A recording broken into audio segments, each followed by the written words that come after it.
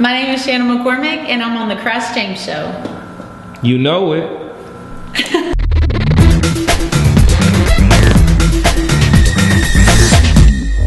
Okay, so, you know, since Micheal Ealy was on Think Like a Man, he was a chef. He was a chef on Think Like a Man. Oh, then me and him have to get in the kitchen together then. So would he be one of your potentials?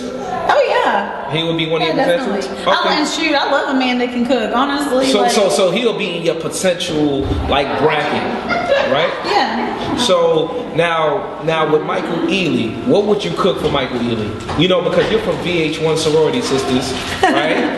and you are Sorority Sisters, right? Do all sorority women cook? No. No? Okay. No. So what would you cook for him? I may, I don't know. I'd have to come up with something. I'd have to maybe some. An original dish? Honestly, it may be some tacos. I mean, like I said, I love cooking Mexican food, so something like that. Okay. Probably something Mexican food based. I heard your favorite dish was lasagna.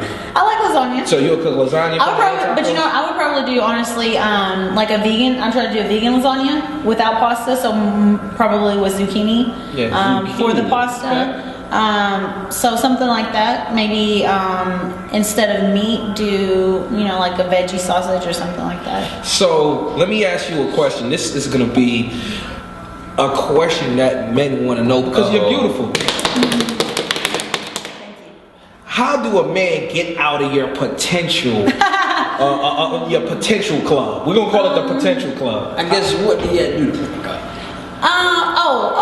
Okay. So what does he have to do to be on my bad side? Yeah, to get knocked out, kicked out. Oh, you said get like become the hubby. The hubby, get out of the potential. I see what you're That's saying. a good question. Well, both questions. What you got to do to get kicked out and to become that hubby? To get to elevate. Well, I honestly don't know the answer to becoming the hubby just yet. Simply because I don't think I'm ready for that just yet. So right now, everyone who is my potential is just a potential, just a friend, whatever.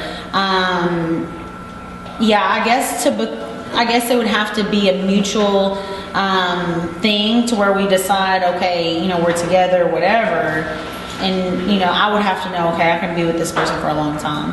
Okay. In regards to how does he get kicked out of the potential club, basically, he's got to be a jerk, I guess, turn into a jerk or.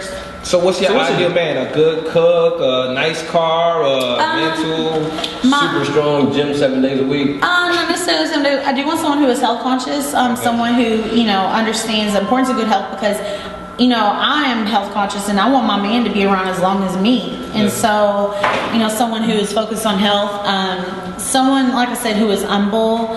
He don't necessarily have to make a lot of money, but I want him to be stretching and reaching for his goals like I am. Definitely. Someone who doesn't take life too seriously, or I don't want someone who's going to control me. So someone who has good character. So yeah, there's a few things. Okay. Cool. Now we want to touch on like one of the topic like. We did hear that the Vh1 Sorority Sisters is getting canceled or is supposed to get canceled. Mm-hmm. How do you feel about that? Like, how do you feel about like other, sorority sisters, not wanting the show to be there? Because I know it's emotional and it's a strong topic. Oh yeah. Well, I'm actually very thankful that they did air all 10 episodes. Okay. But unfortunately the show did end early. Okay. Earlier than it should have been. Okay.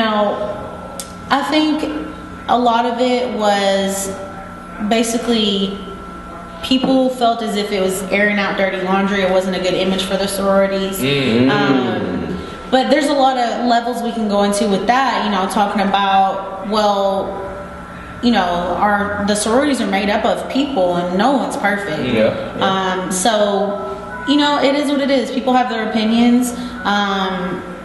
And so I'm still thankful, for the opportunity. And I want, my platform and our platform, we want you to basically talk to like the sorority sisters that were against it. Like, what would you say to them right now to just connect with them on the platform? Like, what would you say like this to let them know? Like, hey, look, it's, Well, I would say that number one, there are more pressing issues in our communities, such as poverty, crime, violence,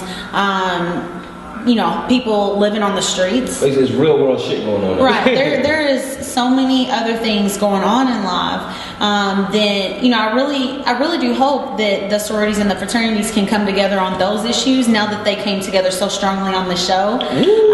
Makes sense. So it is all about priorities, and so I really hope that they can take that same energy and devote it to issues that truly do matter. And don't get me wrong, image does matter, but at the same time, are we devoting as much energy into the issues that really matter, such as crime, poverty, all of that? Yeah, education.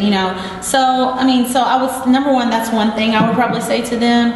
Number two is they have a right to disagree with the show, but when you come on social media and you threaten lives or you call us all kinds of bitches and hoes and this and that, it really makes you look bad as a person. And so is that really what you want to put out there? And just because we're on, see, the thing is that we were easy targets because we were on TV. Exactly. So that's the thing. So if a lot of the fraternities and sororities will be honest, there's things that go on in the fraternities and the sororities in regards to like at parties and stuff that were way worse than what was on the show. Yeah. So, now don't get me wrong, the sororities and fraternities do wonderful things. They have a track record for doing wonderful things, but let's be real. So yeah, no one's perfect, all that. And I would also say too that, people can say all they want that, we sold our letters or this or that, but if the opportunity presented itself to, hey, would you like to go on national television and tell your story about who you are? 95% of people be like, most yes, of them would say where yes. do I sign up? Most of them would say yes. And this is the thing too, is that people want to say, well, they had y'all acting ratchet or this and that. Hey, you know what? I'm not going to blame production for how I acted. That's something I wanted to ask. How was it when the cameras were off? Was it the same when the cameras were off as when they were on? Well, I would say that, for me, what I learned through this process, I'm in control of my behavior. So therefore, I got asked in a previous interview, well, do you think if the show would have been on Bravo or a different network, that it would have been a different type of show about sorority sisters? And I said, honestly, if you act ratchet on Vh1, you're going to act ratchet on Bravo. It depends on the person. Or in real life, because that's exactly. the person, yeah. So, now too, I will say this as well, is that people can judge all they want, but it's a whole different story when you got 5 and 6 cameras in your face.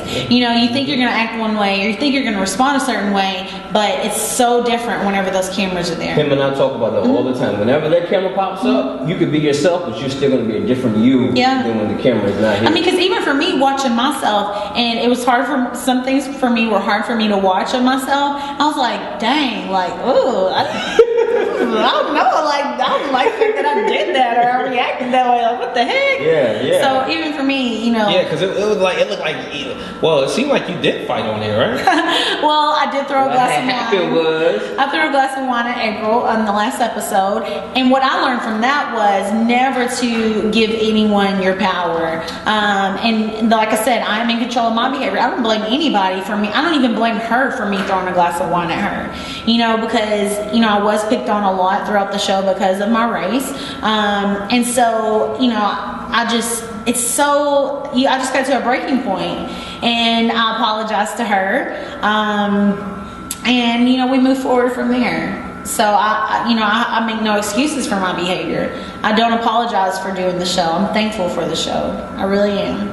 I think that's very important to realize and acknowledge when you are wrong, like you just said, you apologize to her. I feel like a lot of people, I don't know, I guess it feels like if I apologize to you when I'm wrong, it's like I'm belittling myself, or you're gonna get the best of me, and they don't want to do it. So it's just like, I know I'm wrong, it's a pride issue. I'm wrong, but I'm not gonna apologize still. And I feel like it's something we need to get over as a people. Oh yeah, as people in general, like we walk around with these chips on our shoulders. Yeah. So do you have anything to say to the people?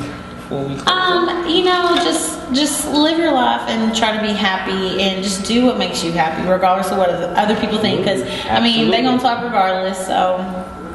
Tell us how they can get in contact. Social media, Twitter, where you at? What you on? Well, my Twitter and Instagram handle is at Shanna SHANNADMC. My website is shannamccormick.com. So I'm definitely easily accessible on social media. There you go. Get at her. You already know. Holla at her, Michael.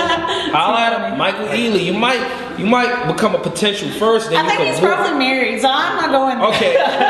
If you're not married, that's so funny. And you're in Atlanta. Oh my you're in gosh. Atlanta. Beautiful Shanna Mccormick. Oh, She's my smart, God. intelligent, That's too funny. and she's a cook in real life. Okay. There you go.